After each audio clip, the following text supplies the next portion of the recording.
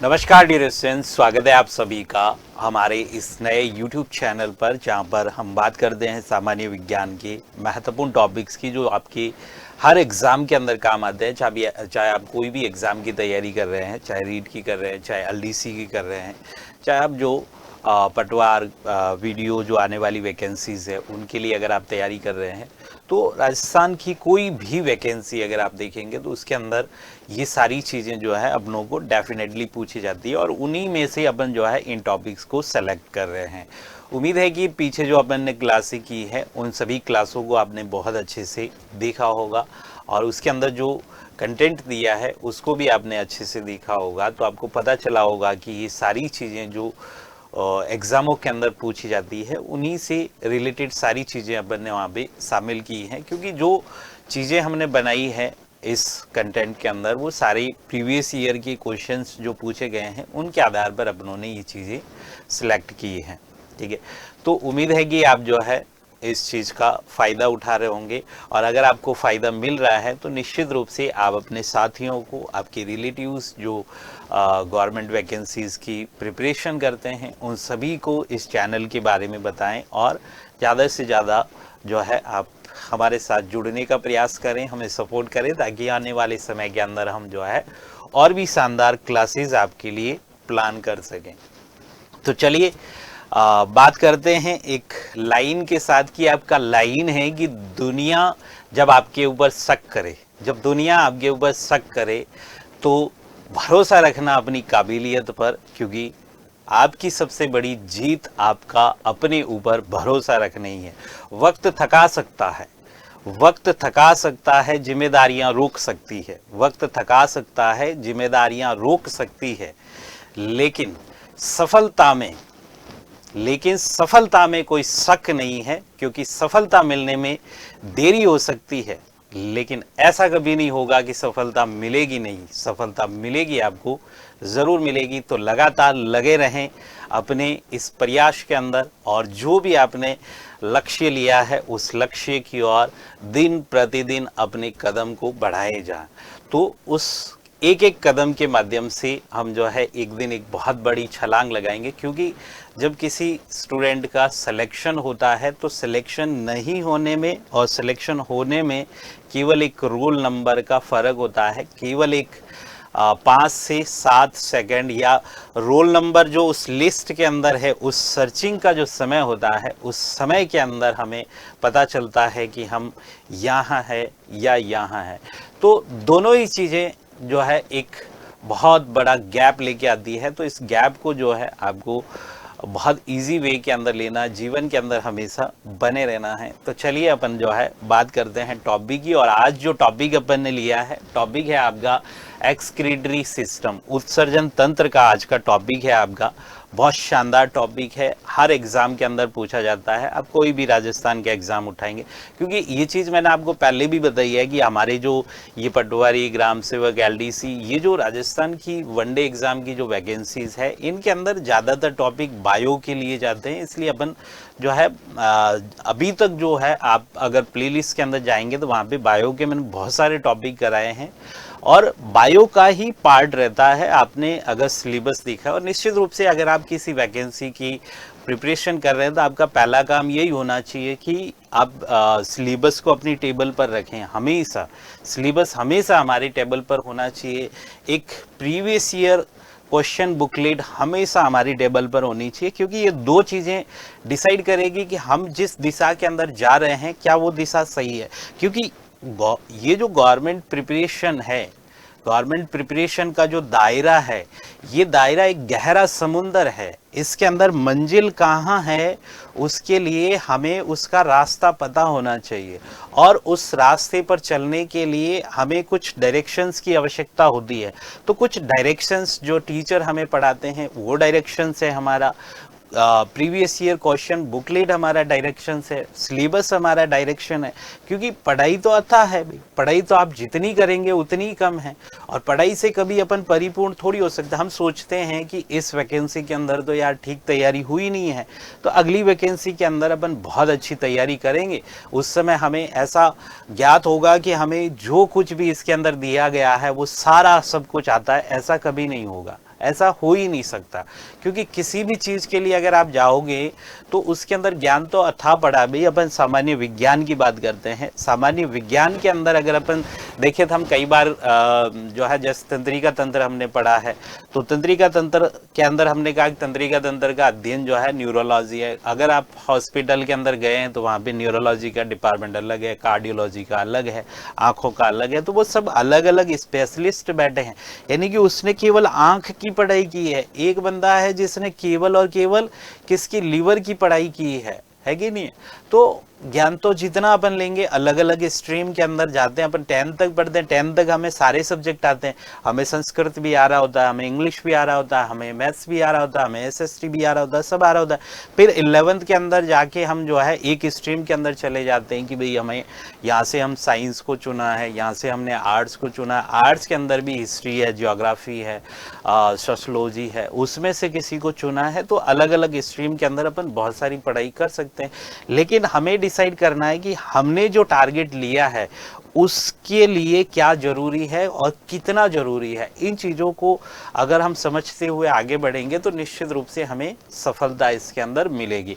और कई बार अपन डायरेक्शन भूल जाते हैं, तो डायरेक्शन आपको भूलना नहीं है। आपकी जो है टेबल पर जो है प्रीवियस ईयर क्वेश्चन पेपर और आपका सिलेबस डेफिनेटली होना चाहिए। तो हम उसी सिलेबस के अकॉर्डिंग बात करें, और अगर आप LDC की तैयारी कर रहे हैं तो आपके लिए ये क्लासें बहुत फायदेमंद साबित होने वाली हैं। SI के अंदर भी बायोलॉजी का बहुत बड़ा पार्ट है, तो उसके अंदर भी आप जो है अगर आप SI की प्रिपरेशन कर रहे हैं तो उसके साथ भी आप इन क्लासों को ले सकते हैं। और भी आपके साथी हैं उनको भी आप सजेस्ट कर सकते हैं, और भरोसा है कि डेफिनेटली आप इस क्लास को सजेस्ट करेंगे। चलिए बात करते हैं अपन टॉपिक की। देखिए टॉपिक है आपका एक्सक्रीटरी सिस्टम, उत्सर्जन तंत्र। अब उत्सर्जन तंत्र जो है इसके बारे में सबसे पहले ब्रीफली हम एक लाइन के अंदर इसकी शुरुआत करते हैं कि जो उत्सर्जन तंत्र होता है, उत्सर्जन तंत्र का मतलब है कि हमारे शरीर के अंदर कुछ ऐसे पदार्थ बनते हैं जो टॉक्सिक होते हैं, जो विषाक्त होते हैं।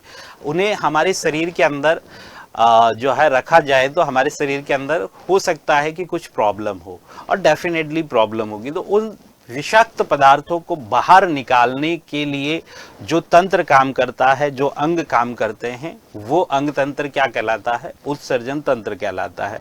और अपने शुरुआत के अंदर अगर आप जो है साइंस आपने थोड़ा बहुत भी पहले पढ़ा होगा, डेफिनेटली पढ़ा होगा अगर आप कंपटीशन के अंदर है तो, उसके अंदर हम देखते हैं कि भाई हमारे शरीर की सबसे छोटी इकाई क्या है, कोशिका है। कोशिकाओं से एक प्रकार की कोशिकाएं मिलकर कुछ कार्य कर रही है तो उनको अपन ऊतक कहते हैं, और ऊतक से मिलकर क्या बनता है, कोई अंग बनता है, और कुछ अंग मिलकर एक अंग तंत्र बनाते हैं जिसको अपन यहाँ पे उत्सर्जन तंत्र, तंत्रिका तंत्र या पाचन तंत्र, इस तरह से अपन इन नामों से जानते हैं। ठीक है, तो यहाँ पे एक अंगों का समूह है जो हमारे शरीर के अंदर विभिन्न प्रकार के जो विषाक्त पदार्थ बन रहे हैं, उन विषाक्त पदार्थों को शरीर से एक्सक्रीट करने के लिए या उनका उत्सर्जन करने के लिए कार्य करते हैं। अब ये विषाक्त पदार्थ कौन से हो सकते हैं, तो हमारे शरीर के अंदर जैसे मान लो कि भाई हमने श्वसन तंत्र पढ़ा है, ठीक है, श्वसन तंत्र का अगर आपने वीडियो नहीं देखा है तो श्वसन तंत्र को भी आप जरूर देखिएगा। तंत्रिका तंत्र की मैंने बात की है तो तंत्रिका तंत्र भी मैंने पढ़ा रखा है। पाचन तंत्र की बात की है, पाचन तंत्र भी मैंने पढ़ा रखा है। अब इसके अलावा हम देखते हैं कि भाई हमारे शरीर के अंदर जो श्वसन के अंदर हमने पढ़ा, या गैसीय विनिमय को जब हमने पढ़ा है, तो गैसीय विनिमय के अंदर हमने देखा है कि भाई हमारे शरीर के अंदर ऑक्सीजन जा रही है, ऑक्सीजन हमारे शरीर के अंदर एंटर कर रही है। ठीक है, देखो हमारे शरीर के अंदर क्या एंटर कर रही है, ऑक्सीजन एंटर कर रही है, कि भाई हमारे शरीर के अंदर जो है ऑक्सीजन एंटर कर रही है। ठीक है, देखो भाई हमारे शरीर के अंदर क्या जा रही है, ऑक्सीजन जा रही है, और ये ऑक्सीजन जो है ये किसके साथ जुड़ रही है जाके, ये जो O2 है ये हीमोग्लोबिन के साथ जुड़ के जा रही है। किसके साथ, हीमोग्लोबिन के साथ जुड़ के जा रही है, और ये क्रिया कर रही है किसके साथ, और ग्लूकोज के साथ। किसके साथ क्रिया कर रही है, ये ग्लूकोज के साथ क्रिया कर रही है, और ग्लूकोज से क्रिया करके ये क्या बना रही है, ग्लूकोज से क्रिया करके ये बना रही है, यहाँ पे CO2 बना रही है, यहाँ पे H2O के अणु बना रही है, और यहाँ पे ATP का निर्माण कर रही है। तो ATP तो हमारे शरीर में काम आती है भी, ATP तो हमारे शरीर के अंदर काम आती है, ATP के लिए तो हम खाना ही खा रहे हैं। ठीक है। तो एटीपी तो काम आती है, इसका फुल फॉर्म भी हमने बात करी है, इसका फुल फॉर्म होता है एडिनोसिन ट्राईफॉस्फेट। क्या होता है? एडिनोसिन ट्राईफॉस्फेट होता है, ठीक है। तो ये एडिनोसिन ट्राईफॉस्फेट हो गया, ये तो हमारे काम की चीज़ है भी, ये तो चाहिए ही चाहिए हमें, ठीक है। इसके लिए तो हम सारा जो ये खेल है वो कर रहे हैं, हमारा शरीर इसी के लिए काम कर रहा है। लेकिन CO2 की हमारे शरीर में आवश्यकता है क्या? CO2 की हमारे शरीर में आवश्यकता नहीं है। अगर हमारे शरीर के अंदर CO2 की आवश्यकता नहीं है तो ये एक तरह से क्या हो गया? उत्सर्जी पदार्थ हो गया ना भाई, इसका निष्कासन करना पड़ेगा हमें, ठीक है। तो ये तो हमें चाहिए नहीं हमारे शरीर के अंदर। इसी तरह से जैसे मान लो भी हम प्रोटीन खा रहे हैं, प्रोटीन है, प्रोटीन जो है किससे बना हुआ है? अमाइनो एसिड से बना हुआ है। किससे? अमाइनो एसिड से बना हुआ है। अब ये जो अमाइनो एसिड है, इनके अंदर, प्रोटीन के अंदर हम देखते हैं कि नाइट्रोजन भी तो है इसके अंदर भाई, नाइट्रोजन भी है, और भी कई सारे पदार्थ है जिसके अंदर नाइट्रोजन है। तो नाइट्रोजन जो है, ये नाइट्रोजनी पदार्थ जो है हमारे शरीर के अंदर क्या है? एक तरह से विषाक्त पदार्थ है, एक तरह से क्या है? विषाक्त पदार्थ है। तो नाइट्रोजनी पदार्थों का भी हमें यहाँ पे निष्कासन करना पड़ता है। तो इस तरह से कुल मिला के ऐसे कुछ पदार्थ हैं हमारे शरीर के अंदर, उन पदार्थों को हमारे शरीर से बाहर निकालना, ये क्या है? उत्सर्जन है। इसको हम क्या कहते हैं? उत्सर्जन कहते हैं। और इसके लिए जो अंग तंत्र काम करता है उसको हम क्या कहते हैं? उत्सर्जन तंत्र कहते हैं। सिंपल सी बात, ये ध्यान रखिएगा, ठीक है। और ये जो पदार्थ है जिनको हम शरीर से बाहर निकालेंगे, इनको हम क्या कहते हैं? उत्सर्जी पदार्थ कहते हैं कि भाई ये उत्सर्जी पदार्थ है जिनको हमें शरीर से बाहर निकालना है, ठीक है। तो अब आप देखो इसके अंदर कि भाई उत्सर्जी पदार्थ कौन से, या उत्सर्जन का मतलब क्या है। सबसे पहले तो ये बात लिख लेते हैं कि भाई उत्सर्जन का मतलब क्या है। तो उत्सर्जन हम किसको कहते हैं? तो देखो, उत्सर्जन हम किसको कहते हैं? तो उत्सर्जन जो है, सिंपल सी बात लिखेंगे आप कि हमारे शरीर के अंदर जो विषाक्त पदार्थ है, हमारे शरीर के अंदर जो विषाक्त पदार्थ है, उन विषाक्त पदार्थों को शरीर से बाहर निकालना क्या कहलाता है? उत्सर्जन कहलाता है। क्या कहलाता है? उत्सर्जन कहलाता है, ठीक है। तो देखो यहाँ पे आप सिंपल सी लाइन लिखेंगे, शरीर से विषाक्त पदार्थों को बाहर निकालना,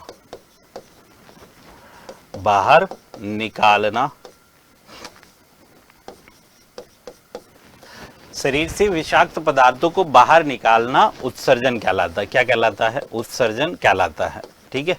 क्या कहलाता है? भी उत्सर्जन कहलाता है। सिंपल सी बात है, उत्सर्जन कहलाता है, सिंपल सी बात है, ठीक है। ये बात हो गई। अब देखो, उत्सर्जन तो हो गया कि उत्सर्जन हम इसको कहेंगे।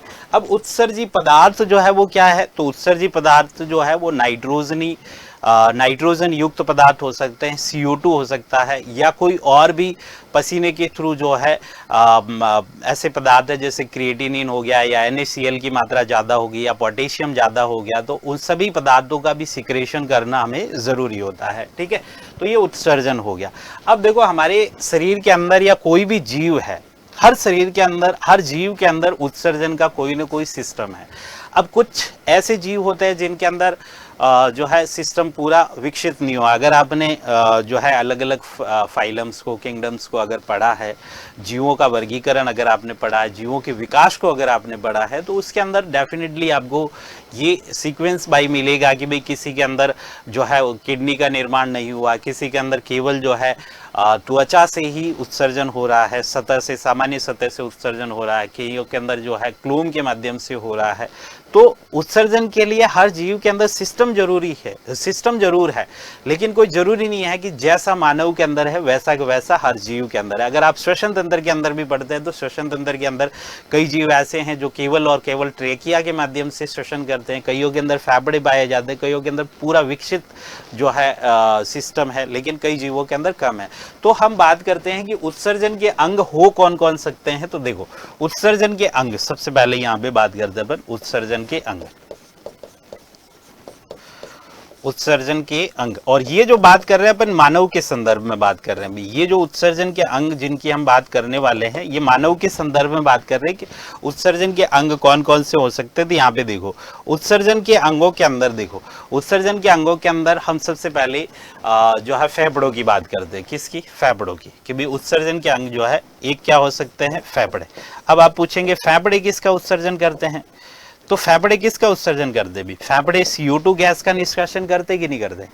हमारे शरीर के अंदर जो CO2 है वो अधिकतर CO2 किससे निकलती? फेफड़ों से ही निकलती है। ठीक है, तो ये फेफड़े जो है ये क्या करते हैं? CO2 का निष्कासन करते हैं, CO2 का उत्सर्जन, CO2 का उत्सर्जन करते हैं। तो ये CO2 का उत्सर्जन हो गया।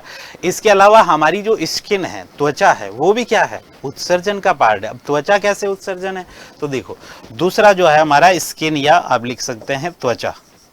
त्वचा जो है, त्वचा से पसीने के माध्यम से, श्वेत ग्रंथियों के माध्यम से विषाक्त पदार्थों का उत्सर्जन होता है। ठीक है, त्वचा के माध्यम से, यानी कि पसीने की ग्रंथियां,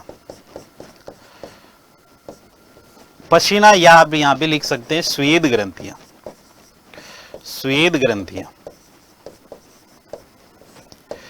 श्वेत ग्रंथियां जो है ये पसीना द्वारा विषाक्त पदार्थों का उत्सर्जन, विषाक्त पदार्थों का उत्सर्जन, विषाक्त पदार्थों का उत्सर्जन होता है। ठीक है, तो ये विषाक्त पदार्थों का उत्सर्जन हो गया किसके द्वारा? ये आपके इस पसीने की ग्रंथियों के द्वारा इसका उत्सर्जन हो गया है। ठीक है, चलो अब देखना आप इसको।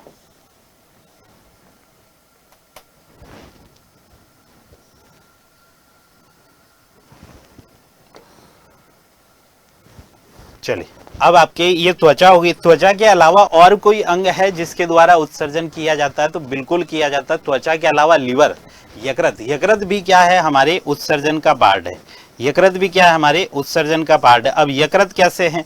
तो भी आप आगे जाके जब अभी अपन बात करेंगे हमारे ह्यूमन एक्सक्रीटरी सिस्टम, मानव उत्सर्जन तंत्र की जब अपन बात करेंगे, तो मानव उत्सर्जन तंत्र के अंदर आप देखो उसके अंदर की जो किडनी है, किडनी क्या करेगी? किडनी रक्त को छानेगी। रक्त के अंदर छान के क्या निकाल रही है? यूरिया निकाल रही है। उस यूरिया का निर्माण कहाँ हो रहा है? उस यूरिया का निर्माण कहाँ हो रहा है? यकृत के अंदर हो रहा है।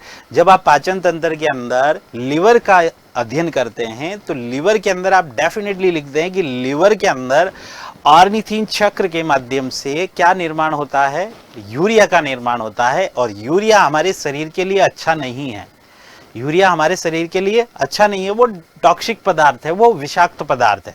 तो उस यूरिया का निर्माण कौन कर रहा है? यकृत कर रहा है। तो यकृत एक तरह से क्या है? उत्सर्जी अंग है कि नहीं है? तो यहाँ पे आप कहेंगे यकृत जो है विषाक्त पदार्थों का उत्सर्जन करता है, विषाक्त पदार्थों का उत्सर्जन,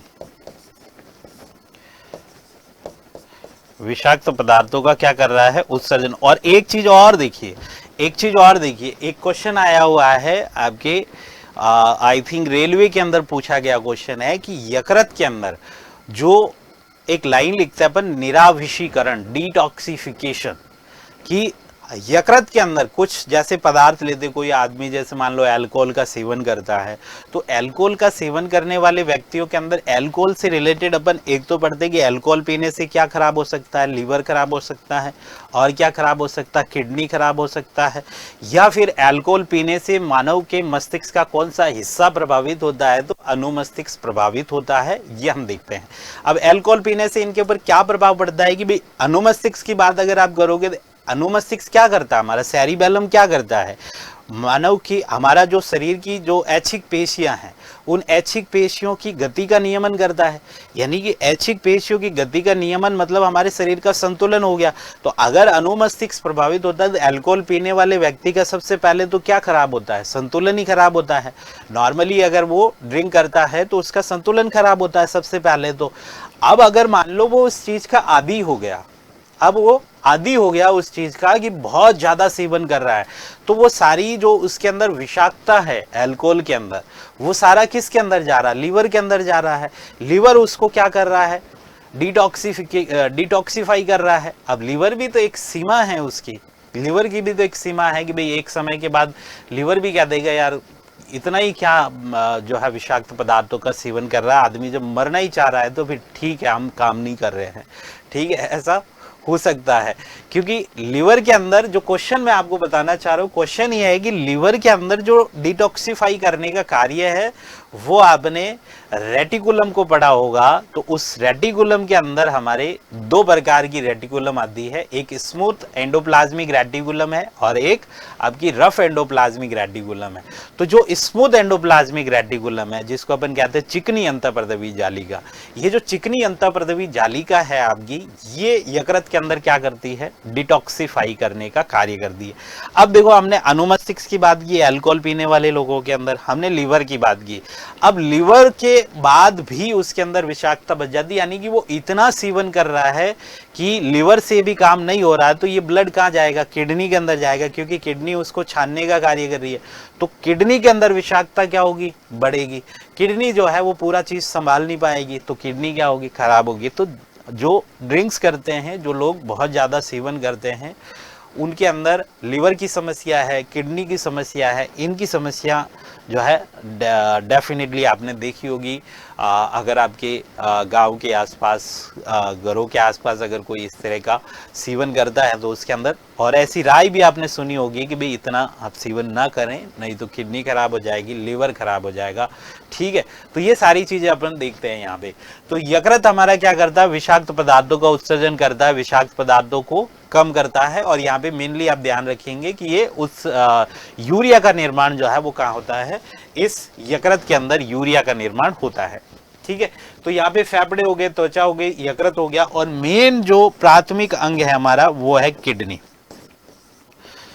ये क्या है, किडनी है, जिसको अपन कहते हैं वृक्क, किडनी। ये जो वृक्क है, ये अगर आपसे पूछे कि उत्सर्जन तंत्र का प्राथमिक अंग क्या है, तो उत्सर्जन तंत्र का जो प्राथमिक अंग है वो आपका किडनी होता है। ठीक है, तो किडनी क्या करता है कि ये रक्त को छानता है, और रक्त को छानकर जो नाइट्रोजनी पदार्थ है, जो नाइट्रोजनी पदार्थ है उनका उत्सर्जन करता है। रक्त को छानकर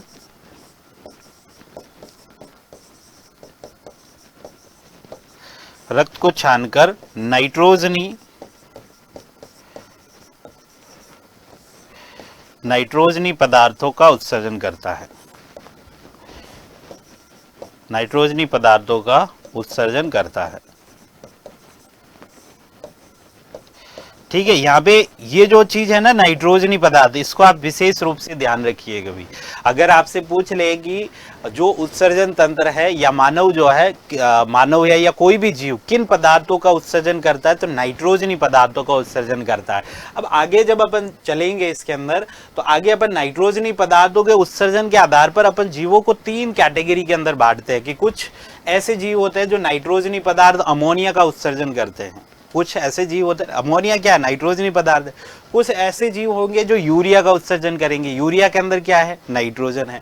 कुछ ऐसे जीव होंगे जो यूरिक अम्ल का उत्सर्जन करेंगे, तो यूरिक अम्ल क्या है, यूरिक अम्ल क्या है, नाइट्रोजन युक्त पदार्थ है। तो ये लाइन जो है आपके लिए बहुत इंपॉर्टेंट है कि हम जो उत्सर्जन करते हैं वो किन पदार्थों का उत्सर्जन करते हैं, तो नाइट्रोजनी पदार्थों का उत्सर्जन करते हैं, जिनके अंदर नाइट्रोजन है उन पदार्थों का उत्सर्जन करते हैं।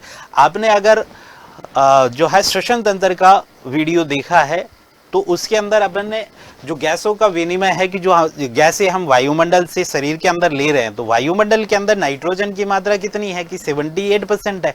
अब ये 78% पूरी की पूरी हमारे शरीर के अंदर जा रही है, लेकिन क्या उसका कोई यूज हो रहा है क्या, हमारे शरीर के अंदर कोई यूज नहीं हो रहा है। 78 है, जैसे कि जैसे वापिस अपन क्या कर रहे हैं, उसको निष्कासित कर रहे हैं। लेकिन ऑक्सीजन जो 21% है वायुमंडल के अंदर, वो ऑक्सीजन जब हमने शरीर के अंदर डाली, जब शरीर के अंदर डाली तब 21% थी, जब निकाली ऑक्सीजन उस समय ऑक्सीजन की मात्रा कितनी आई, 16% या 16.4% अपन कह सकते हैं, 16.4% ही मिली। तो बाकी की ऑक्सीजन कहाँ गई, तो बाकी की ऑक्सीजन कहीं ना कहीं हमारे शरीर की जैविक क्रियाओं के अंदर काम आई है। जैसे हम कहते हैं ग्लूकोज के ऑक्सीकरण के लिए ऑक्सीजन चाहिए, तो ग्लूकोज के साथ जुड़ी है वो, और वो बदली है किस रूप में, H2O के रूप में बदली है, और जो है आपके CO2 के रूप में बदली है, तो वो ऑक्सीजन की मात्रा कम हुई है। है, ठीक है। इसी तरह से CO2 हमने ली है, तो CO2 का भी कोई काम है नहीं हमारे शरीर के अंदर, CO2 भी वैसे के वैसे बाहर निकाली है। तो ये नाइट्रोजनी पदार्थ जो है हमारे शरीर के अंदर किसी काम के नहीं है, इनका उत्सर्जन हमें करना आवश्यक होता है, ठीक है। तो अब बात करते हैं अपन की भी नाइट्रोजनी पदार्थों के आधार पर उत्सर्जन अलग अलग जीवों के अंदर उत्सर्जन के प्रकार। देखो यहां पे आप लिख सकते हैं, देखो नाइट्रोजनी पदार्थों के उत्सर्जन या उत्सर्जन के आधार पर जीवों को हम 3 अलग अलग भागों में बांटते हैं। उत्सर्जन के आधार पर जीवों का वर्गीकरण,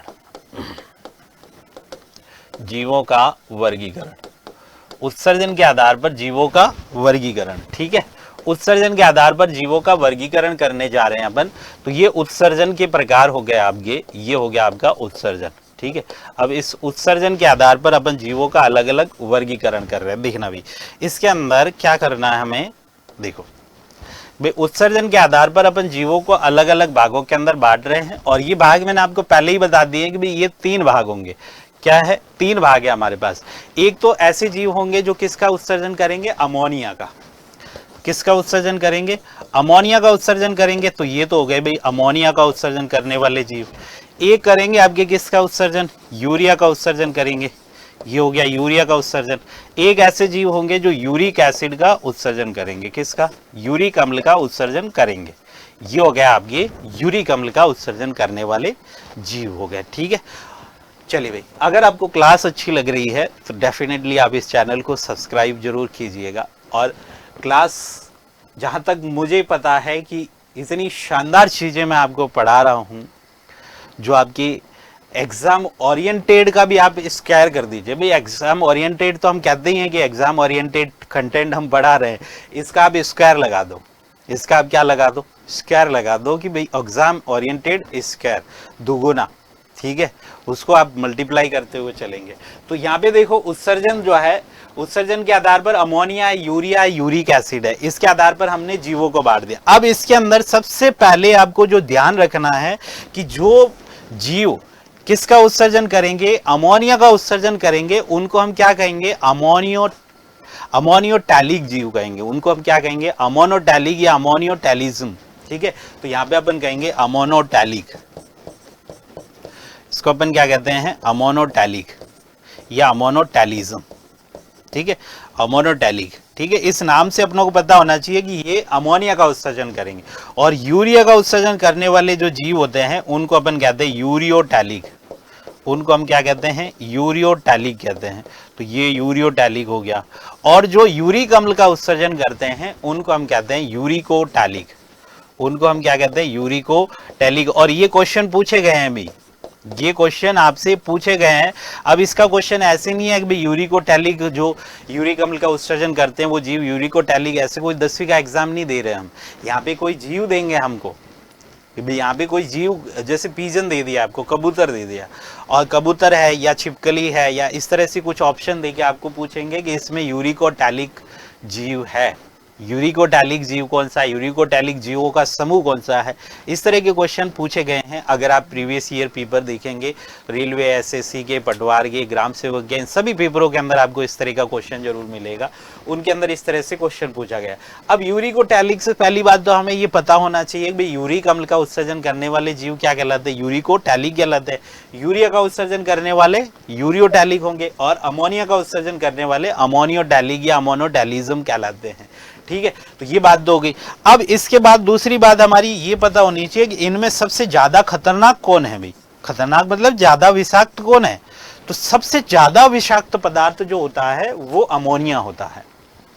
उसके बाद विषाक्त जो है वो यूरिया होता है, और उसके बाद कौन सा होता है, यूरिक होता है। अब ऐसा नहीं है कि यूरिक अम्ल जो है ये कम विषाक्त है तो ये जो है हमारे शरीर के अंदर समस्या उत्पन्न नहीं करेगा। समस्या तो उत्पन्न करेगा, क्योंकि ये बात तो अपन पहले ही पढ़ चुके हैं कि हमारे शरीर के अंदर जो विषाक्त पदार्थ है उन पदार्थों को शरीर से निकालना ही तो क्या है, उत्सर्जन है। अब ये बात अलग है कि जैसे मान लो कि हमारे क्लास के अंदर भी कभी हो सकता है कि भाई 2 इंटेलिजेंट बॉय है, दो इंटेलिजेंट जो है स्टूडेंट है, उसके अंदर हम जब तुलना करेंगे एक साथ, अगर पूरी क्लास में कहेंगे तो हम कह देंगे ये 4-5 स्टूडेंट है जो बहुत इंटेलिजेंट है और ये हर जो है जो चीज़ें पढ़ाई जा रही है उनको बहुत अच्छे से नोट भी करते हैं और इनको लर्न भी रहता है, हर समय प्रैक्टिस भी करते रहते हैं। लेकिन जब बात हमें 2 या 3 की ही करनी है कि इन 2-3 में से भी कौन ज़्यादा होशियार है, तो हमें कोई एक सेलेक्ट करना पड़ेगा। या फिर ऐसा भी कह सकते हैं कि कोई 2 गंदे बालक हैं जो टाइम से काम भी नहीं करते हैं, टाइम से पढ़ाई नहीं करते हैं और रिजल्ट का जो है इंतजार करते हैं कि हमारा हो जाएगा। अब 2 गंदे बालकों में भी अब अगर अपनों को चुनना हो कि भाई ज़्यादा जो है इसमें गंदा बालक कौन है, तो हम एक चुनेंगे उसमें से भी। तो ये गंदे बालकों वाली बात है कि भाई यहाँ पे जो है सबसे ये खराब तो तीनों ही हैं, खराब तो तीनों ही हैं, लेकिन ज़्यादा खराब कौन है? ज़्यादा खराब अमोनिया है। ये थोड़ा कम खराब है, ये सबसे कम खराब है, इसकी संगति गलत हो गई है। इसकी संगति क्या हो गई है? गलत हो गई है। बाकी खराब तो तीनों ही आई है। तो सबसे ज़्यादा यानी सर्वाधिक विषाक्त कौन है? अमोनिया है। ये क्या है? सर्वाधिक विषाक्त है। ये क्या है आपका? सर्वाधिक विषाक्त है। सर्वाधिक विषाक्त हो जाएगा। और ये क्या है? कम विषाक्त है। ये क्या है? कम विषाक्त है। अब ये कम विषाक्त ये किसकी तुलना में है? ये अमोनिया की तुलना में है कि ये कम विषाक्त है। और यूरिकोटैलिक ये सबसे कम विषाक्त है, सबसे कम विषाक्त है, सबसे कम विषाक्त। अब ये सबसे कम विषाक्त किसकी तुलना में है? तो ये अमोनिया और यूरिया की तुलना में सबसे कम विषाक्त जो है वो कौन है? तो ये आपके ये हो जाएंगे यूरिकोटैलिक, ठीक है, यूरिक अम्ल का त्याग करने वाले। अब देखो इसके आधार पर अपन जो है इसमें 2 लाइनें और ऐड करते हैं। देखिएगा इसको थोड़ा सा ऊपर कर देते हैं इसको, ठीक है, चलो, ताकि एक पेज पे अपनों को पूरा मिल जाएगी। ओके, चलिए देखिए, चलिए भाई, तो शानदार चीजें हैं। अब जो है चलिए, तो शानदार चीजें जो है हम यहाँ पे एक्सप्लेन कर रहे हैं। तो आप निश्चित रूप से चैनल को सब्सक्राइब करें, लाइक करें, शेयर करें, आप बताएं और थोड़ा सपोर्ट बनाए रखें ताकि हम जो है और अच्छी चीज़ें प्लान कर सके। और अभी तो शुरुआत है, अभी तो शुरुआत है, अभी तो मतलब यूँ समझो कि जो थाली परोसी जाती है ना, उस थाली के अंदर अभी कुछ 1-2 आइटम रखे हैं ताकि एक बार मुंह मीठा हो जाए। मुंह मीठा होने के बाद खाने का मज़ा तो अभी आएगा, अभी लाइव सेशन आएंगे तब आएगा, MCQs आएंगे तब आएंगे, ठीक है। तो बहुत सारी चीज़ें तो अभी ड्यू पड़ी है, अब सारी चीज़ें एक साथ कर भी नहीं सकते, ठीक है। और धीरे धीरे अगर आप जुड़ेंगे साथ में तो और भी चीज़ें जो है बेहतर होती जाएगी, कॉन्फिडेंस लेवल भी बढ़ता जाएगा और जो पढ़ाने वाली जो एनर्जी है उसके अंदर तो क्या धमाल होने वाला है। तो ये सारी चीज़ें होगी डेफिनेटली। तो आप जुड़े साथ में और बने रहे हैं साथ में, ठीक है। चलिए अब देखो यहाँ पे कि भाई सबसे सर्वाधिक विषाक्त तो कौन सा हो गया? अमोनिया हो गया, और यूरिया उससे कम विषाक्त तो हो गया, और यूरिक अम्ल जो है सबसे कम विषाक्त तो हो गया, ठीक है। अब देखो यहाँ पे, अब इन पदार्थों को उत्सर्जन करने के लिए, इन पदार्थों के उत्सर्जन के लिए हमें पानी की आवश्यकता होती है। अब यहाँ पे पॉइंट है, देखो पानी की आवश्यकता होती है भाई। कोई भी पदार्थ को अगर बाहर निकालना, हमारा घर जो है मान लो जो है दीपावली पे सफाई कर रहे हैं, होली पे सफाई कर रहे हैं हम, तो गंदगी बाहर निकालने के लिए पानी की आवश्यकता होगी कि नहीं होगी? होगी, डेफिनेटली होगी। पानी के बिना गंदगी बाहर कैसे निकलेगी? पानी तो उसके अंदर डालना ही पड़ेगा। तो अमोनिया सबसे ज्यादा विषाक्त है, तो इसके लिए सबसे ज्यादा पानी की आवश्यकता होगी। ये कम विषाक्त है तो इसके लिए कम पानी की आवश्यकता होगी, और ये सबसे कम विषाक्त है तो इससे सबसे कम पानी की आवश्यकता होगी। तो यहाँ पे आप कहेंगे कि इसमें अमोनिया के उत्सर्जन के लिए सर्वाधिक पानी की आवश्यकता होती है। अमोनिया के उत्सर्जन, ये अमोनिया तो लिखा हुआ है तो यहाँ पे ये लिख दें कि इसके उत्सर्जन के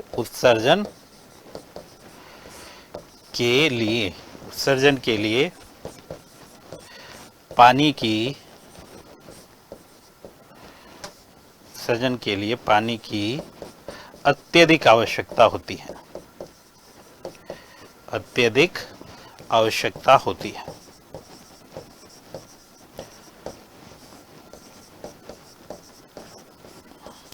ठीक है, अत्यधिक आवश्यकता होती है पानी के इस अमोनिया को निष्कासित करने के लिए। और इसके अंदर क्या होगा? इसके अंदर कम पानी की आवश्यकता होती है, इसके अंदर क्या होगा, कम पानी की आवश्यकता होती है, कम पानी की आवश्यकता होती है। इसके अंदर क्या होगा, कम पानी की आवश्यकता होगी या होती है, सिंपल सी बात है, ठीक है। और इसके लिए बहुत कम पानी की आवश्यकता होती है, बहुत कम पानी की आवश्यकता होती है, बहुत कम पानी की आवश्यकता होती है, ठीक है। बहुत कम पानी की आवश्यकता होती है, ठीक है भाई। चलिए, तो ये आपके तीन जीव जिसकी बातें कर रहे हैं अपन, तीन मतलब उत्सर्जन के प्रकार कह सकते हैं आप, या उत्सर्जी पदार्थों के आधार पर जो जीवों का वर्गीकरण है उसके आधार पर हम कह रहे हैं कि भाई एक ऐसे जीव होंगे जो किसका उत्सर्जन करेंगे, अमोनिया का उत्सर्जन करेंगे, एक ऐसे जीव होंगे जो यूरिया का उत्सर्जन करेंगे, और एक ऐसे जीव होंगे जो यूरिक अम्ल का उत्सर्जन करेंगे। अब हमने कहा कि भाई जो अमोनिया का उत्सर्जन करेंगे उनको अपन अमोनोटैलिज्म कहेंगे, अमोनोटैलिक कहेंगे। यूरिया का उत्सर्जन करने वाले यूरिकोटैलिक हो गए, यूरियोटैलिक हो गए, और यूरिक अम्ल का यूरिकोटैलिक हो गए। अब इसमें सबसे विषाक्त पदार्थ की हमने बात करी कि भाई सबसे विषाक्त पदार्थ जो है वो अमोनिया होता है, उसके उत्सर्जन के लिए पानी की बहुत ज्यादा आवश्यकता होती है। और यूरिया के उत्सर्जन के लिए, ये यूरिया जो है कम विषाक्त है, इसके लिए कम पानी की आवश्यकता होगी, और ये बहुत कम विषाक्त है, सबसे कम विषाक्त है इन दोनों पदार्थों की तुलना में, तो इसके लिए बहुत कम पानी की आवश्यकता अपनों को यहाँ पे होने वाली है, ठीक है। अब देखो, अब इसमें जीवों की बात करते हैं कि इसमें जीव कौन से आएंगे। तो जीव कौन से आएंगे, सबसे ज्यादा पानी की आवश्यकता है, मतलब सबसे ज्यादा पानी कहाँ मिलेगा भाई, बार बार पानी पीने से तो अपन नहीं जा सकते, पानी की बहुत ज्यादा आवश्यकता का मतलब है कि हमें पल पल के अंदर पानी चाहिए होगा। इसका मतलब पानी वाले जो जीव है वो किसका उत्सर्जन करेंगे, अमोनिया का। अब पानी वाले जीव कौन से हो गए, मछलियां हो गई, जो अस्थिर मछलियां हैं वो सब किसका उत्सर्जन करेगी, अमोनिया का। कुछ कछुए हो गए, मेंढक का लार्वा कहाँ होता है, टैडपोल कहाँ होता है, ये समुद्र के अंदर होता है, या आप कह सकते हैं पानी के अंदर ही होता है। तो ये सब किसका उत्सर्जन करेंगे कि भाई अमोनिया का उत्सर्जन करेंगे, ठीक है। उसके बाद कम पानी की यूरियोटैलिक, यूरियोटैलिक के अंदर मतलब यूरिया का उत्सर्जन करने वाले ऐसे जीव जिनके पानी का घड़ा वड़ा भरा हुआ है, पास में पानी है, तो वो थोड़ा थोड़ा करके अपना निकाल लेंगे, ठीक है। तो ये जो जीव होंगे इसके अंदर कौन आएंगे भाई, उभयचर हो गए, स्तनधारी हो गए, ये क्या है, यूरियोटैलिक है, जो यूरिया का उत्सर्जन करेंगे। और यहाँ पे यूरिकोटैलिक, यूरिकोटैलिक जिनके अंदर पानी की बहुत कम आवश्यकता होती है, उसमें एक तो पक्षी हो जाएंगे और एक हो जाएंगे आपके सरीसृप, कौन हो जाएंगे, रेप्टाइल्स हो जाएंगे। तो ये एग्जाम्पल आप ध्यान रखिएगा, यहाँ पे देखो यूरिको अमोनिया का उत्सर्जन कौन करते हैं, जलीय जीव, जलीय जीव, जलीय जीव हो जाएंगे इसके अंदर, जलीय जीव। और जलीय जीव के अंदर जैसे मान लो मत्स्य है, इसके अलावा जलीय कीट है, जलीय कीट भी आप इसके अंदर लिख सकते हैं, जलीय कीट भी आप लिख सकते हैं, कछुए लिख सकते हैं, टैडपोल, टैडपोल आप लिख सकते हैं। टैडपोल को तो विशेष रूप से ध्यान रखिएगा भाई, क्योंकि टैडपोल मेंढक का लार्वा है जो अमोनिया का उत्सर्जन करता है, और जो मेंढक है वो उभयचर है, और उभयचर किसका उत्सर्जन करते हैं, यूरिया का उत्सर्जन करते हैं। किसका उत्सर्जन करते हैं, यूरिया का उत्सर्जन करते हैं। तो इसको थोड़ा सा अच्छे से आप ध्यान रखिएगा इसको, ठीक है, इसको थोड़ा सा अच्छे से आप ध्यान रखिएगा, ठीक है। चलिए भाई नेक्स्ट लेते हैं अपन, इसके अंदर यूरिया के अंदर यूरिया का उत्सर्जन कौन करेगा, तो यूरिया का उत्सर्जन एक तो करेंगे आपके उभयचर, एक तो कौन करेंगे, उभयचर करेंगे, और एक कौन होंगे आपके स्तनधारी, स्तनधारी, ठीक है। तो ये स्तनधारी यानी कि मानव इसके अंदर आ गया यूरिया के अंदर, और उभयचर यानी जो जल के अंदर भी रहते हैं और थल के अंदर भी रहते हैं। जैसे मेंढक का अपन सबसे बड़ा एग्जाम्पल पढ़ते हैं, और मेंढक हमारे एनसीईआरटी के अंदर बहुत विस्तृत रूप से दिया है। अगर आप साइंस बैकग्राउंड से हैं तो आपने 11-12 अगर किया हुआ है तो वहाँ से आपने देखा होगा कि मेंढक का अपन अध्ययन जो है लैब के अंदर करते हैं डेफिनेटली। और एनसीईआरटी से अगर आप देखेंगे तो ये जो कंटेंट है पूरा ये एनसीईआरटी का कंटेंट ही है। अभी आजकल का जो माहौल बना हुआ है कि भाई जो पेपर है वो पूरा एनसीईआरटी से बन रहा है, तो एनसीईआरटी से ही है, कहीं से भी दूसरी जगह से नहीं है। जो है जो हमारे बोर्ड की जो बुक्स है उन बुक्स के अंदर जो चीज़ें दे रखी है उन्हीं चीज़ों को अपन सरल बना के यहाँ पे चीज़ें स्टडी कर रहे हैं, ठीक है। वहाँ पे पूरा एक कॉलम के अंदर चीज़ों को दे रखा है, उन चीज़ों को हमने अलग अलग किया हुआ है, ठीक है। तो ये एकदम जो पूरा एनसीईआरटी का ही कंटेंट आपको मिल रहा है यहाँ पे। और डेफिनेटली अगर कंटेंट अच्छा है तो आप इस चीज़ को जरूर अप्रिशिएट करें यहाँ पे, ठीक है। देखो उसके बाद यूरिक अम्ल है, तो यूरिक अम्ल जो है हमारा, ये यूरिक अम्ल क्या होगा, यूरिक अम्ल सबसे कम विषाक्त है, किन के अंदर होगा, पक्षियों के अंदर। पक्षी किसका उत्सर्जन करेंगे, यूरिक अम्ल का। और अगर आप देखेंगे इसके अंदर सरीसृप, सरीसृप। अब आपको कॉमन सेंस के हिसाब से पूछ ले कि पक्षी की जो बीट होती है उसके अंदर क्या पदार्थ होगा, कौन सा विषाक्त नाइट्रोजनी पदार्थ होगा। सिंपल सी बात है कि भाई जो यूरिक अम्ल हमने पढ़ा है, पक्षी यूरिक अम्ल का उत्सर्जन करते तो उसके अंदर क्या होगा, उसके अंदर क्या होगा, यूरिक एसिड ही होगा, है कि नहीं है। उसके अंदर क्या होगा, यूरिक एसिड। अब आपसे पूछ ले कि भाई छिपकली है, कबूतर है, छिपकली है, कबूतर है, मेंढक है, ये जो जानवर जीवों के नाम दिए, ये किसका उत्सर्जन करते हैं। मेंढक, अगर आप कहोगे मेंढक आपको पता नहीं उभयचर है, तो वो किसका उत्सर्जन करेगा, यूरिया का। भाई आपको कबूतर पता नहीं हो, कबूतर पक्षी है, तो पक्षी किसका उत्सर्जन करते हैं, यूरिक एसिड का। भाई आपको छिपकली पता नहीं है कि छिपकली किसके अंदर आता है, सरीसृप के अंदर आता है, रेप्टाइल्स के अंदर आता है। और रेप्टाइल्स किसके अंदर आ रहा है, यूरिक अम्ल के अंदर आ रहा है। तो ये एक बहुत शानदार परफॉर्मा है, इसको आप अच्छे से देख सकते हैं। इसको आप जो है एक बार स्क्रीनशॉट के माध्यम से भी आप रख सकते हैं, बहुत शानदार चीज है। इसके अंदर एक एक पॉइंट जो है वो हमारा क्वेश्चन है, एक एक पॉइंट हमारा क्या है, क्वेश्चन है, ठीक है। चलो भाई देख सकते हो उसको, ओके चलिए।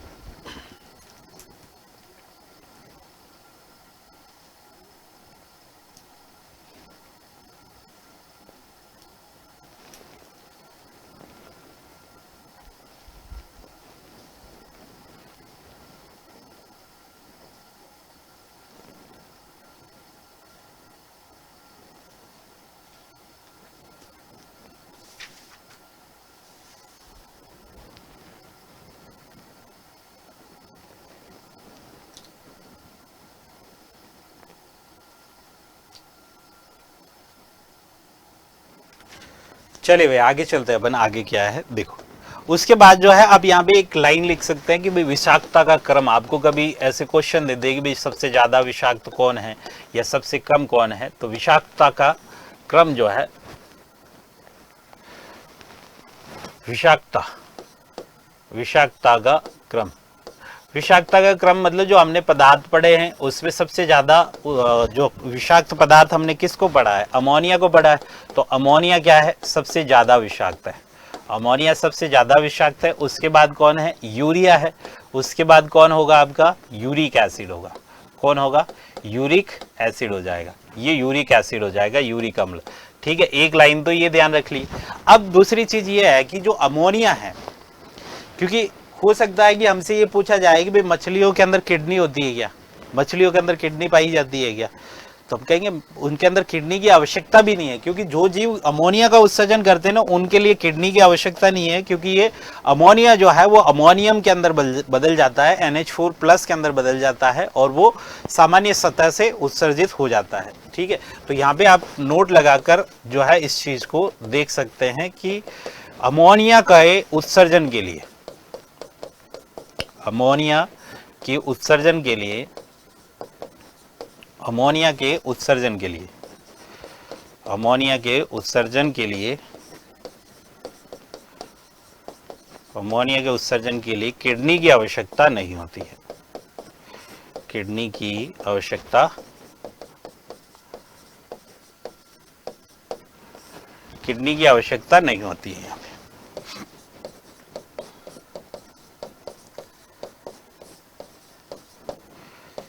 नहीं होती है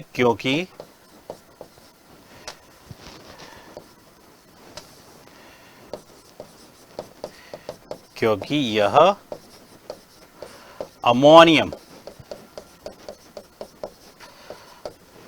अमोनियम के रूप में, या NH4+ लिख दो आप, ये क्योंकि यह NH4+ के रूप में सामान्य सतह से, सामान्य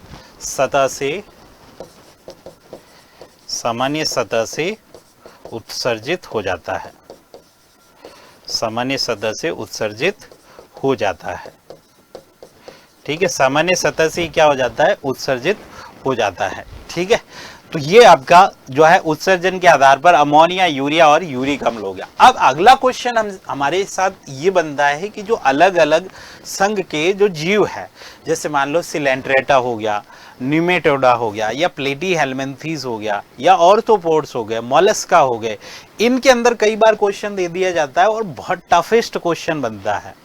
टफेस्ट क्वेश्चन बनता है इस तरह का कि भाई इनके अंदर उत्सर्जी अंग कौन सा है, या हमसे ऐसे पूछ लेते हैं कि भाई जो फ्लेम कोशिकाएं हैं, जिनको अपन ज्वाला कोशिकाएं कहते हैं, ज्वाला कोशिकाएं किन जीवों के अंदर किस संघ के उत्सर्जी अंग के रूप में कार्य करती है, या कैबर के अंग है, क्या है, कैबर के अंग है, ये किसके अंदर होते हैं, या बोजेनस के अंग किसके अंदर होते हैं, मेल पिगियन काय किसके अंदर उत्सर्जी अंग के रूप में कार्य करती है। तो ये जो अंग आते हैं ये भी अपना एक बहुत शानदार क्वेश्चन बनता है। तो अब बात करते हैं अपन इन उत्सर्जी अंगों के बारे में कि जो अलग अलग जीव है उनके अंदर उत्सर्जी अंग कौन से हैं। तो देखो ये अलग अलग जो है आपका क्या हो जाएगा, संघ हो जाएगा, और इस संघ के अंदर ये उत्सर्जी अंग हो जाएगा, उत्सर्जी अंग, ये यहाँ पे क्या हो जाएगा, उत्सर्जी अंग हो जाएगा। तो इनको आप थोड़ा सा यहाँ पे देखिएगा।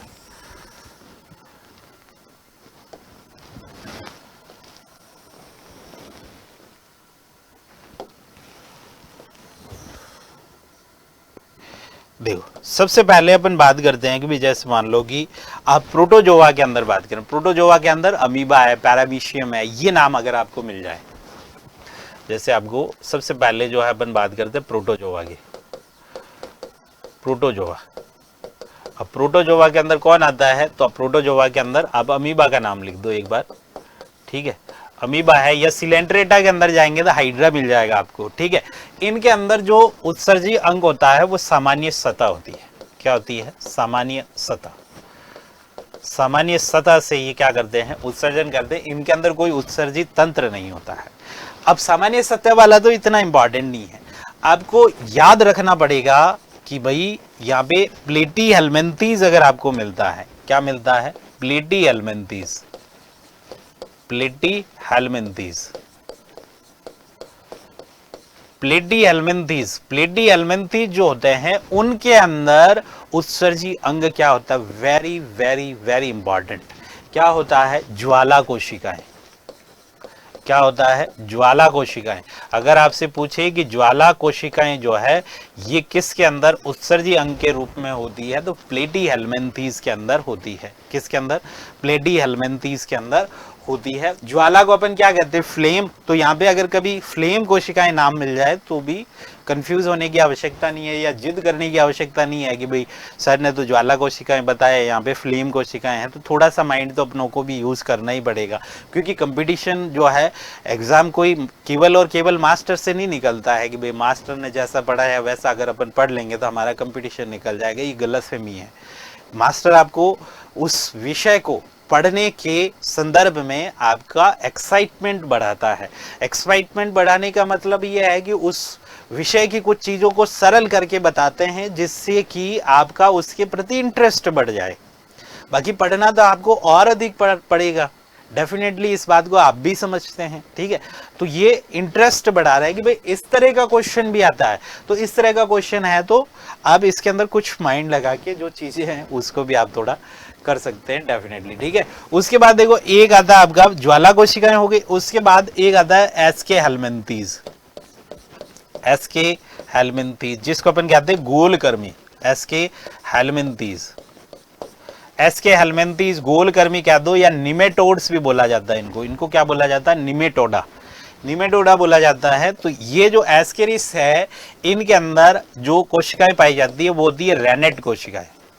कौन सी होती है, रेनेट कोशिकाएं होती है। एच आकार की रेनेट कोशिकाएं जो पाई जाती है वो किसके अंदर होती है, तो एसके हेलमिंथीज के अंदर आपको रेनेट कोशिकाएं मिलेगी। ज्वाला कोशिकाएं आपको किसके अंदर मिलेगी, प्लेटी हेलमिंथीज के अंदर मिलेगी। उसके बाद आपको ध्यान रखना है एक ऑर्थोपोड्स के अंदर, जो हमारे ऑर्थोपोड्स है, ऑर्थोपोड्स, ऑर्थोपोडा के अंदर जो उत्सर्जी अंग होता है मुख्य रूप से मेल पिगियन काय होता है, मेल पिगियन काय, मेल पिगियन काय होता है, ठीक है। ये वर्ड अपन जब नेफ्रॉन्स की संरचना को पढ़ेंगे तब भी अपन मेल पिगियन काय की बात करेंगे, ठीक है।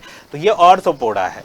उसके अलावा जैसे मान लो प्रॉन्स है, झींगा है, उनके अंदर क्या होता है, देखो जैसे मान लो प्रॉन दे दिया आपको, प्रॉन दे दिया या झींगा दे दिया, इनके अंदर उत्सर्जी अंग के रूप में क्या काम करती है, तो हरित ग्रंथियां काम करती है, ग्रीन ग्लैंड्स।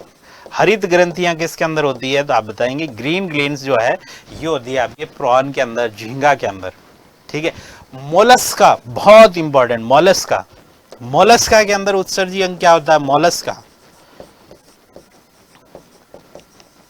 मोलस्का के अंदर उत्सर्जी अंग होगा आपको, मोलस्का के अंदर उत्सर्जी अंग मिलेगा बॉजेनस के अंग, क्या मिलेंगे, बॉजेनस के अंग, बॉजेनस के अंग या कैबर के अंग, या कैबर के अंग बोलते हैं इनको, क्या बोला जाता है, केबर के अंग बोला जाता है, केबर के अंग, ठीक है, केबर के अंग, ये आपको किसके अंदर मिलेंगे, मोलस्का के अंदर मिलेंगे। तो ये संघ के आधार पर, संघ के आधार पर जो उत्सर्जी अंग है उनको आप यहाँ पे ध्यान रखेंगे। बहुत शानदार चीज मैंने यहाँ पे आपको लिखाई है, भी बहुत शानदार चीज आपको मैंने यहाँ पे लिखाई है, तो इसको भी आप जो है थोड़ा सा ध्यान रखेंगे। इसके अलावा जो है आप जो कशेरुकी जीव है उनके अंदर लिख सकते हैं कि जो कशेरुकी जीव होते हैं उनके अंदर जो है उत्सर्जी अंग, जैसे मानव है तो कशेरुकी जीवों के अंदर उत्सर्जन के रूप, उत्सर्जी अंग के रूप में क्या होता है, तो कशेरुकी जो जीव होते हैं उनके अंदर क्या होगा, तो कशेरुकी जीव, कशेरुकी जीवों के अंदर उत्सर्जी अंग के रूप में क्या होते हैं, वृक होते हैं या किडनी होती है, उनके अंदर क्या होती है, किडनी होती है, ठीक है। इसको अपन क्या कह देंगे, किडनी होती है, ठीक है। ये क्या हो जाएगा आपका, किडनी हो जाएगा, ओके। चलिए, तो ये संघ के आधार पर देखो हमने क्या चीज पढ़ी है यहाँ पे, तो देखो देखो भाई हमने यहाँ से शुरू किया है कि भाई उत्सर्जन तंत्र जो है, उत्सर्जन तंत्र की हमें आवश्यकता क्यों पड़ी है, उत्सर्जन तंत्र की हमें आवश्यकता क्यों पड़ी है, इसके बारे में अपन ने सबसे पहले बात की कि उत्सर्जन तंत्र की आवश्यकता हमें इसलिए पड़ी है कि जो उत्सर्जन है हमारा, जो हमारे शरीर के अंदर जो विषाक्त पदार्थ बन रहे हैं, नाइट्रोजनी पदार्थ बन रहे हैं या CO2 बन रही है, या कोई भी किसी भी तरह का विषाक्त पदार्थ अगर हमारे शरीर के अंदर बन रहा है तो उसको हमें हमारे शरीर से निष्कासित करना पड़ेगा, और उसके लिए एक सिस्टम काम करेगा। क्योंकि कोई भी काम अगर अपन करते हैं तो उसके लिए सिस्टम तो हमें बनाना पड़ेगा। भाई कई बार हमें मोटिवेशन के लिए कहा जाता है कि भाई आप जो है अपने आप को हैंडल करो। अगर आप अपने आप को हैंडल नहीं कर सकते तो आप दूसरों को क्या हैंडल करोगे। अपने आप को हैंडल करने का मतलब कि आपने कह दिया है कि आज मैं रात को 11 बजे तक पढ़ूंगा, मतलब पढ़ूंगा। अब आपने कह तो दिया, लेकिन आप 8 बजे ही सोए जा रहे हैं, या 9 बजे फ़ोन पे बतिया रहे हैं, या फिर जो है आप जो है कुछ और ही प्लान कर रहे हैं। तो ये क्या हुआ, ये चीज़ ये हुई कि भाई आप अपने आप को हैंडल नहीं कर रहे। अगर आप मान के चलिए कि आप किसी जॉब के अंदर होते और वहाँ पे बॉस का आदेश होता है आपके पास कि आज आपको रात को 11 बजे तक काम करना है, और आपके ऊपर जिम्मेदारियों का पहाड़ होता है, तो आप डेफिनेटली 11 बजे तक काम करते कि नहीं करते, करते। क्योंकि आप किसी और के द्वारा हैंडल हो रहे हैं, आप किसी और के द्वारा हैंडल हो रहे हैं। तो यहाँ पे अपने आप को हैंडल करना है कि भाई यहाँ पे इतनी चीज हम कर सकते हैं, ठीक है। तो यहाँ पे पूरा एक सिस्टम बनेगा कि भाई हैंडल करने के लिए, कि इन पदार्थों के निष्कासन के लिए हमें एक सिस्टम को तैयार करना पड़ेगा, और उस सिस्टम को हम कहते हैं उत्सर्जन तंत्र। और उत्सर्जन तंत्र जो बनता है वो कुछ अंगों से मिलकर बनता है। अंग जो है अलग अलग अंग जो उत्सर्जन के रूप में काम करेंगे, और उन अंगों की हमने बात की कि भाई वो अंग कौन कौन से हैं। तो हमारे फेफड़े है, त्वचा, यकृत है, किडनी है, ये सब क्या है, उत्सर्जन के अंग है। और उत्सर्जन को हमने कहा कि विषाक्त पदार्थों को शरीर से बाहर निकालना ही क्या है, उत्सर्जन है। उनको बाहर निकालना ही क्या है, उत्सर्जन है।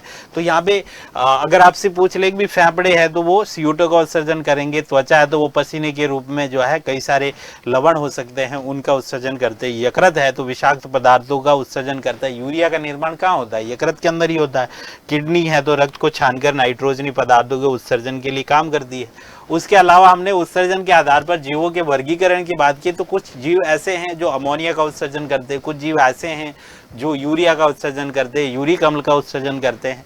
तो यूरिया अमोनिया का उत्सर्जन करने वाले कौन होंगे, उनको अपन क्या कहेंगे, अमोनोटैलिक कहेंगे। और अमोनोटैलिक यानी अमोनिया का उत्सर्जन करने वाले जीवों को पानी की बहुत ज़्यादा आवश्यकता होती है। तो पानी वाले जीव ही होंगे, जैसे मत्स्य है, या फिर जो है आप टैडपोल कह सकते हैं, या कुछ कछुए हो सकते हैं जो पानी के अंदर रहते हैं।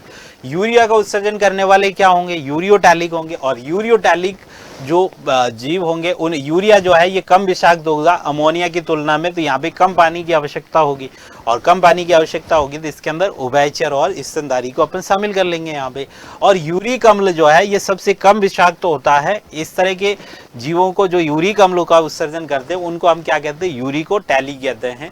और इसमें जो है पक्षी और सरीसृप को अपन शामिल करते हैं। उसके बाद हमारा सबसे इंपॉर्टेंट क्वेश्चन जो बनता है उसके बारे में हमने बात की थी कि भाई यहाँ पे विषाक्तता का क्रम क्या होगा, कि अमोनिया सबसे ज्यादा विषाक्त है, फिर यूरिया है, फिर यूरिक अम्ल है। और अमोनिया के उत्सर्जन के लिए तो आपको किडनी की आवश्यकता भी नहीं है, उसके लिए किडनी की आवश्यकता भी नहीं है, इतनी जटिल संरचना की आवश्यकता भी नहीं है आपको, ठीक है। फिर यहाँ पे अपने अलग अलग संघ के हैं जो one of the most question होगा आपका। और इस तरह का क्वेश्चन अगर अपन कर लेते हैं तो आप समझिए कि लाखों की भीड़ से हम बहुत आगे हैं। अगर इस तरह का क्वेश्चन हम कर लेते हैं तो लाखों की भीड़ से बहुत आगे हैं। तो यहाँ पे देखो प्रोटोजोआ, जैसे प्रोटोजोआ के अंदर अमीबा है, पैरामीशियम है, इसके अलावा सिलेंड्रेटा का अगर हाइड्रा मिल जाता है तो इनमें सामान्य सतह से उत्सर्जन हो जाता है, ठीक है। प्लेडी एल्मेंथीज अगर आपको मिलता है तो ज्वाला कोशिकाएं हो जाएगी। एसके एल्मेंथीज है तो रेनेट कोशिकाएं, एच आकार की रेनेट कोशिकाएं होती है, ठीक है। और तो पोडा के अंदर मेल पिगियन काय मिल जाएगी, प्रोन है, झींगा है, इनके अंदर हरित ग्रंथियां मिल जाएगी, ग्रीन ग्लैंड्स मिल जाएगी। मॉलस्का है तो इसके अंदर बॉजनस के अंग या कैबर के अंग आपको मिल जाएंगे इसके अंदर। और कशेरुकी जीव है जैसे मानव है, कशेरुकी जीव जिनके अंदर हड्डियों का ढांचा है, उनके अंदर जो उत्सर्जी अंग होगा वो क्या हो जाएगा, किडनी हो जाएगा। वो क्या हो जाएगा, किडनी हो जाएगा, ठीक है। तो ये आपका यहाँ पे जो है पार्ट हो जाता है संघ और उत्सर्जी अंग का, ठीक है। संघ और उत्सर्जी अंग का पार्ट हो जाता है, ठीक है। तो चलिए अभी जो इस पार्ट के अंदर अपन इतना ही पढ़ते हैं। अगले वाले पार्ट के अंदर अपन इसके जो बाकी का पोर्शन बचा हुआ है जिसके अंदर अपन ह्यूमन सर्कुलेटरी सिस्टम की बात करेंगे। भाई एक सामान्य उत्सर्जन तंत्र तक की तो अपन ने बात कर ली है कि भाई सामान्य उत्सर्जन तंत्र जो है हर एक जीव के अंदर होगा। किस तरह के पदार्थों का उत्सर्जन करेगा, तो हमने कहा नाइट्रोजनी पदार्थों का उत्सर्जन करेगा। अलग अलग जीवों के अंदर रेनेट कोशिकाएं हैं, चाइबली जो आपकी ज्वाला कोशिकाएं हैं, मेल पिगियन काय है, बॉजनस के अंग है, कैबर के अंग है, सामान्य सतह से किन जीवों के अंदर उत्सर्जन होता है, ये सारी बातें अपन ने कर ली है। अमोनिया का उत्सर्जन कौन से जीव करते हैं, या यूरिया का उत्सर्जन कौन से जीव करते हैं, या यूरिक अम्ल का उत्सर्जन कौन से जीव करते हैं। तो सबसे ज़्यादा विषाक्त पदार्थ कौन सा है, तो अमोनिया है। उससे कम कौन सा है, तो यूरिया है। उससे कम कौन सा है, तो यूरिक है। और इन पदार्थों को अपन कहते गया है कि जो अमोनिया का उत्सर्जन करते हैं उसको अपन अमोनोटैलिक कह दिया, यूरिया का उत्सर्जन करने वालों को यूरिकोटैलिक कह दिया, यूरियोटैलिक कह दिया, और यूरिक अम्ल का उत्सर्जन करने वालों को अपन यूरिकोटैलिक कह दिया। तो इस तरह से करके हमने जो है उत्सर्जन तंत्र की जो सामान्य बातें होती है जो सभी जीवों के लिए हो सकती है, उन बातों को अपन ने यहाँ पे जो है चीजें देखी है। अब अपन जो अगला पार्ट होगा उस पार्ट के अंदर अपन मानव उत्सर्जन तंत्र की बात करेंगे, जिसके अंदर किडनियों की स्थिति क्या होती है हमारे शरीर के अंदर, इसके अंदर कौन कौन से भाग होते हैं ह्यूमन सर्कुलेटरी सिस्टम के अंदर। उसके बाद अपन देखेंगे कि भाई यहाँ पे जो किडनी है उसकी संरचना क्या होती है, उसके बाद नेफ्रॉन्स क्या चीज होती है। तो बहुत शानदार तरीके से अपन जो है इसको आगे वाले भाग के अंदर करने वाले हैं। तो निश्चित रूप से अगर आपको ये भाग अच्छा लगा है और इसके अंदर जो चीज़ें बताई है मैंने वो चीज़ें अगर आपको बहुत अच्छी लगी है तो डेफिनेटली आप इस चैनल को सब्सक्राइब करें, लाइक करें, शेयर करें और पूरा सपोर्ट अपना जो है वो प्रदान करें। और आपके लिए तो नुकसान की तो कोई बात है नहीं भाई, आपको चीज़ पढ़ाई जा रही है और डेफिनेटली अच्छी चीज़ पढ़ाई जा रही है। और अभी तो मैं ये कह रहा हूँ आपसे कि अभी तो शुरुआत है, केवल ये तो शुरुआत भर है। अभी तो मुंह मीठा करा रहे हैं कि भाई जो है ये इस तरह का जो है मसाला है हमारे पास एग्जाम ओरिएंटेड। अभी तो पूरी जो बारात है वो पूरी बारात बाकी है। अभी तो बधाई आई है सिर्फ कि भाई बारात आने वाली है, ये बधाई है। अभी तो बहुत कुछ बाकी पड़ा है। तो आप अपने जो है दोस्त हैं, अपने रिलेटिव्स हैं, उनको आप जोड़ें, उनको सजेस्ट करें और हमारे चैनल को लाइक, शेयर और सब्सक्राइब का पूरा सपोर्ट दें अपना। तो चलिए मिलते हैं अपन इसके नेक्स्ट पार्ट के अंदर, उत्सर्जन तंत्र के पार्ट 2 के अंदर, जिसके अंदर अपन और शानदार बातें करने वाले हैं।